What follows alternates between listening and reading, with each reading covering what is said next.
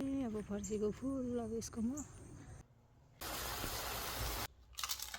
यो फुल चाहिँ भाली हो। भाली भयो भने यसलाई त छोड्नु त भएन नि।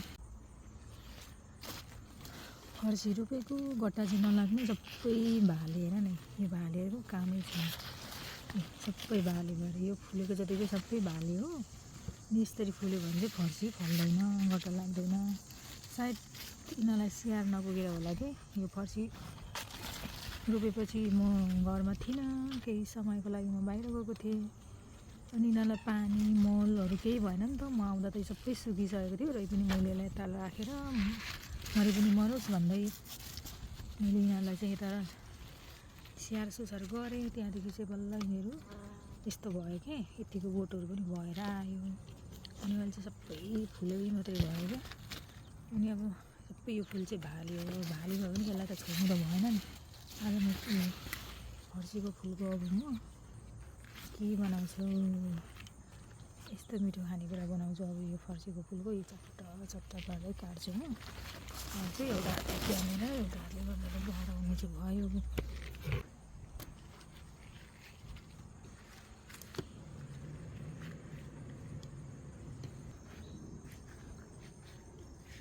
पारे अब फर्सीको फुल अब यसको म के बनाउँछु।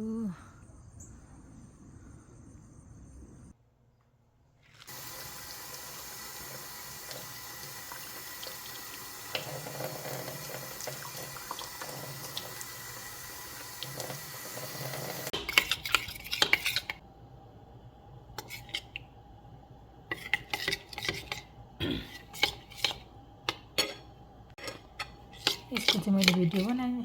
यो ब्याटलको चाहिँ मैले भिडियो बनाइनँ होइन, हतार भयो नि त। अनि सबै भिडियो बनाउनु भएन।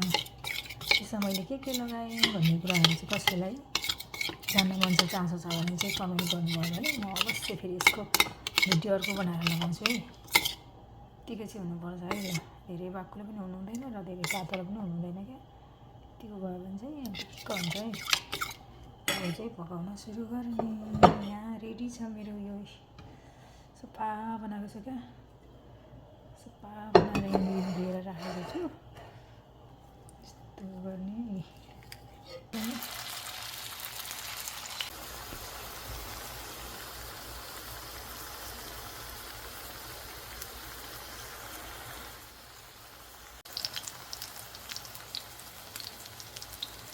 पकाउन सुरु गर्यो। अब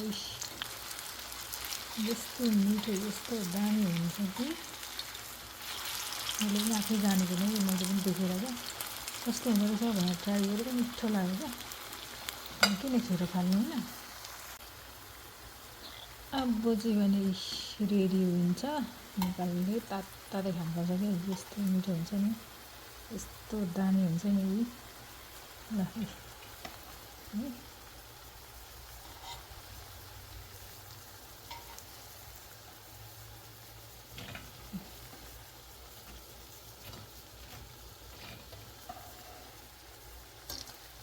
भएको छैन।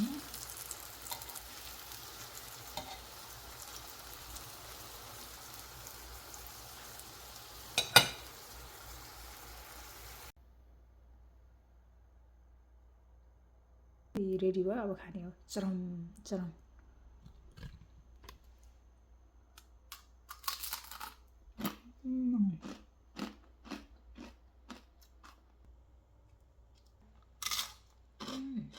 भाले मात्रै हुने, भाले भएर फर्सी नफल्ने, गट्टा नफल्ने, फल मात्रै फल्ने।